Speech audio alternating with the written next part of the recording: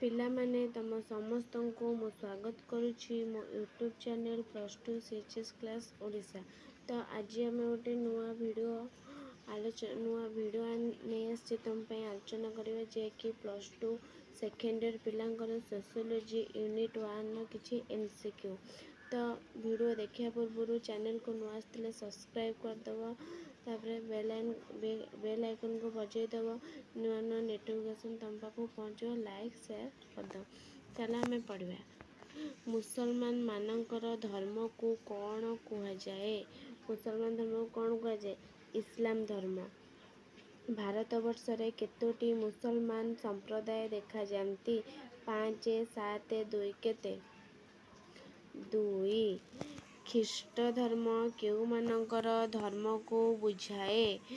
କ'ଣ ହିନ୍ଦୁ ନା ମୁସଲମାନ ନା ଖ୍ରୀଷ୍ଟିଆନ? କାହାକୁ ବୁଝାଏ? ଖ୍ରୀଷ୍ଟ ଧର୍ମ କେଉଁମାନଙ୍କର ଧର୍ମକୁ ବୁଝାଏ? ଖ୍ରୀଷ୍ଟିଆନ। ବୁଝିଲା? ତାପରେ ସେମିତି ଗୁରୁ ନାନକଙ୍କର ଅନୁଗାମୀମାନଙ୍କୁ କ'ଣ କୁହାଯାଏ? ହିନ୍ଦୁ ନା ମୁସଲିମ ନା ଶିଖ? କ'ଣ କୁହାଯାଏ? ଶିଖ। ହେଲା? ତାପରେ କିଏ କହିଥିଲେ ଶିଖ ନୀତି ଏକ ଈଶ୍ୱରଠାରେ ବିଶ୍ୱାସ କରିଥାଏ, ଅନ୍ୟ ଦେବାଦେବୀଙ୍କୁ ପୂଜା କରିବାକୁ ଦୋଷାରୋପ କରିଥାଏ? ଏହି ପ୍ରତିପୂଜା ହିନ୍ଦୁ ଧର୍ମର ବିଖ୍ୟାତ ତୀର୍ଥସ୍ଥାନକୁ ତୀର୍ଥଯାତ୍ରା ଶକୁନରେ ବିଶ୍ୱାସ ଡାହାଣୀ ବିଦ୍ୟା ନିଷେଧ କରିଥାଏ ଏବଂ ଜନ୍ମ ଓ ମୃତ୍ୟୁରେ ଥିବା ଜନବସତି ଅବିଶୁଦ୍ଧତାକୁ ସ୍ୱୀକୃତି ଦେଇନଥାଏ। ଏକ ସାମାଜିକ ବ୍ୟବସ୍ଥା ହିସାବରେ ଏହା ଜାତି ପାର୍ଥକ୍ୟକୁ ଏବଂ ଜନ୍ମ, ବିବାହ, ମୃତ୍ୟୁ ପ୍ରଭୃତିରେ ଥିବା ସମସ୍ତ ପ୍ରକାର ପ୍ରଚଳିତ ଉତ୍ସବ ଓ ବ୍ରାହ୍ମଣମାନଙ୍କର ପ୍ରଭୁତ୍ୱକୁ ଦୂର କରିଥାଏ। ସେ ଦେଇଛି କେଉଁ ଧର୍ମ? ରସ ୱେବର ସ୍ମଲ୍। କ'ଣ ହବ ଆର? ନା ରସ। ଭାରତୀୟ ମୋଟ ଜନସଂଖ୍ୟାର ଶତକଡ଼ା କେତେ ଭାଗ ଶିଖ ଅଟନ୍ତି? 1.9 ନା 3.5 ନା 7.2? ଏଇଟା କ'ଣ ହବ ଆନ୍ସର? ନା 1.9। ହେଲା? ତାପରେ ବୌଦ୍ଧ ଧର୍ମରେ କେତୋଟି ସମ୍ପ୍ରଦାୟ ଦେଖାଯାଏ? କେତୋଟି? 5ଟି ନା 3ଟି ନା 2ଟି? 2ଟି। ଖ୍ରୀଷ୍ଟପୂର୍ବ 6ଠ ଶତାବ୍ଦୀରେ କେଉଁ ଧର୍ମ ପ୍ରଚାର କରାଯାଇଥିଲା? ଜୈନ, ବୌଦ୍ଧ ନା ହିନ୍ଦୁ? କୁହ ଏଇଟା ପିଲାମାନେ। ଖ୍ରୀଷ୍ଟପୂର୍ବ 6ଠ ଶତାବ୍ଦୀରେ କେଉଁ ଧର୍ମ ପ୍ରଚାର କରାଯାଇଥିଲା? କେଉଁ ଧର୍ମ? ନା ଜୈନ ଧର୍ମ। ହେଲା? ତାପରେ 1951 ମସିହା ଜନଗଣନା ଅନୁସାରେ ଭାରତବର୍ଷରେ କେତୋଟି ଭାଷା ଏବଂ ଉପଭାଷା ପ୍ରଚଳନ ଥିଲା? କେତୋଟି ଉପଭାଷା ହେଲା? 845 ନା 51 ନା 355? କେତେ? 305। କେତେ? 845। ହେଲା? ତାପରେ କୋଶ୍ଚିନ୍ ନିମ୍ନୋକ୍ତ ମଧ୍ୟରୁ କିଏ କହିଥିଲେ ଭାରତ ବିଭିନ୍ନ ଭାଷାର ଏକ ଯାଦୁଘର?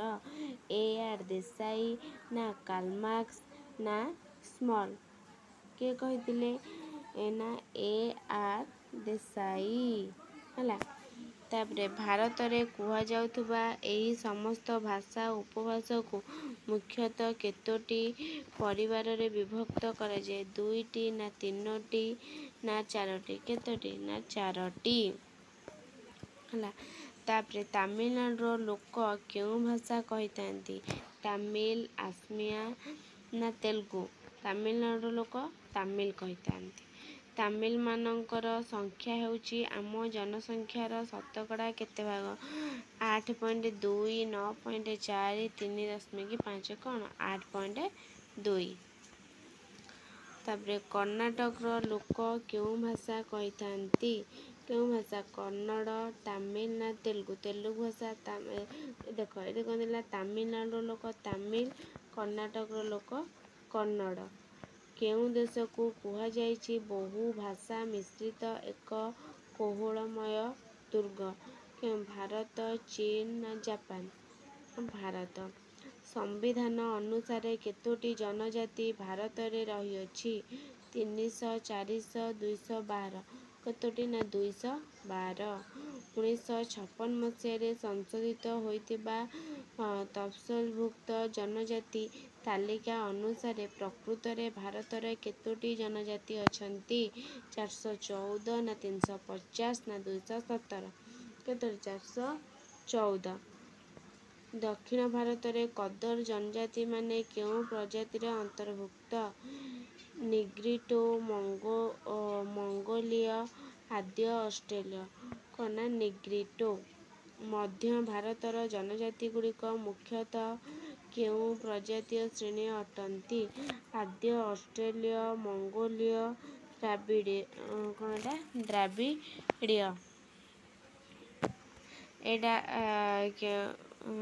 19 ନମ୍ବର। ମଧ୍ୟ ଭାରତର ଜନଜାତିଗୁଡ଼ିକ ମୁଖ୍ୟତଃ କେଉଁ ପ୍ରଜାତୀୟ ଶ୍ରେଣୀ ଅଟନ୍ତି? ନା ଆଦ୍ୟ ଅଷ୍ଟ୍ରେଲୀୟ। ତାପରେ ଡକ୍ଟର ଏଲଭିନ୍ ଭାରତୀୟ ଜନଜାତିକୁ ମୁଖ୍ୟତଃ କେତେ ଭାଗରେ ବିଭକ୍ତ କରିଛନ୍ତି? 3 ନା 2 ନା 4? କେତୋଟି? ନା 4। ତାପରେ ନାଗା ଏବଂ ଭିଲ୍ ଜନଜାତିଗୁଡ଼ିକ କେଉଁ ଶ୍ରେଣୀ ଅନ୍ତର୍ଭୁକ୍ତ? ଦ୍ୱିତୀୟ, ତୃତୀୟ ନା ଚତୁର୍ଥ? କେତେ? ଚତୁର୍ଥ। ଧର୍ମ ଶବ୍ଦଟି କେଉଁ ଶବ୍ଦରୁ ଆସିଅଛି? ସଂସ୍କୃତ ଶବ୍ଦ ଧର୍ମୀ, ଅପରେଟ୍, ଲୋଗସ୍। କେଉଁ ଶବ୍ଦ ଆସିଛି? ନା ସଂସ୍କୃତ ଶବ୍ଦ ଧର୍ମୀ। କାହା ମତରେ ଧର୍ମ ହେଉଛି ଅତି ମାନବୀୟ ଶକ୍ତି ପ୍ରତି ଅଭିବୃତ୍ତି? କାହା ମତରେ ଧର୍ମ ହେଉଛି ଅବର୍ଣ୍ଣ ନା ଜନସମ ନା ମଜୁମଦାର? ଅଗବର୍ଣ୍ଣ। କିଏ କହିଛନ୍ତି ଅତି ପ୍ରାକୃତିକ ବ୍ୟକ୍ତିତ୍ୱ ଶକ୍ତି? କିଏ କହିଛନ୍ତି ଅତି ପ୍ରାକୃତିକ ବ୍ୟକ୍ତିତ୍ୱ ଶକ୍ତି ସ୍ଥାନ ଅଥବା ଅନ୍ୟାନ୍ୟ ବସ୍ତୁ ସହିତ ସନ୍ନିହିତ ବିଶ୍ୱାସ ଓ କାର୍ଯ୍ୟପଦ୍ଧ ଧର୍ମ ବୋଲି କୁହାଯାଏ? କିଏ? ଜନସମ ନା ମଦନ ଓ ମଜୁମଦାର ନା ଅବର୍ଣ୍ଣ? କିଏ କହିଥିଲେ? ନା ଜନସମ। ତାପରେ କାହା ମତରେ ଧର୍ମ ହେଉଛି କୌଣସି ଅତି ପ୍ରାକୃତିକ ଶକ୍ତି ଉପରେ ବିଶ୍ୱାସ ଯାହାକି ଆମ ଜୀବନକୁ ନିୟନ୍ତ୍ରଣ ଭାଗ୍ୟକୁ ଗଠନ କରିଥାଏ? କିଏ? ସ୍ମଲ୍ ନା ସ୍ମିଥ୍ ନା ମଦନ ଓ ମଜୁମଦାର? କୋଉଟା? ନା ମଦନ ଓ ମଜୁମଦାର। ହେଲା। ତାପରେ କିଏ କହିଥିଲେ ଶିଖ୍ ନୀତି ଏକ ଈଶ୍ୱର ବିଶ୍ୱାସ ସହିତ ସଂଯୁକ୍ତ ଅନ୍ୟ ଦେବାଦେବୀଙ୍କ ପୂଜାକୁ ଦୋଷାରୋପ କରିଥାଏ? ଇ. ଏ. ରସ, ମାକ୍ସ ୱେବର, କାର୍ଲମାର୍କ୍ସ। କିଏ କହିଥିଲେ?